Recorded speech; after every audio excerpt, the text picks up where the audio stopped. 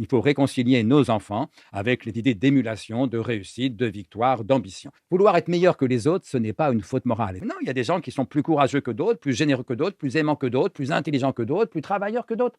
Et donc, on a besoin d'encourager les meilleurs et de stimuler aussi les moins bons pour qu'ils deviennent, si possible, meilleurs. Le bon côté du sport, c'est que ça réconcilie les jeunes, spécialement avec l'émulation, avec le succès, avec l'envie de vaincre. Alors que dans nos écoles, très souvent, on fait tout un peu pour les décourager. C'est-à-dire, par exemple, on a supprimé les classements. D'abord, pour ne pas humilier les derniers de la classe et pour ne pas pousser les meilleurs à trop d'émulation, à trop de fierté. Mais l'émulation, ce n'est pas forcément une vertu morale, mais c'est une puissance de travail. C'est plutôt bien, c'est tonique, c'est dynamisant.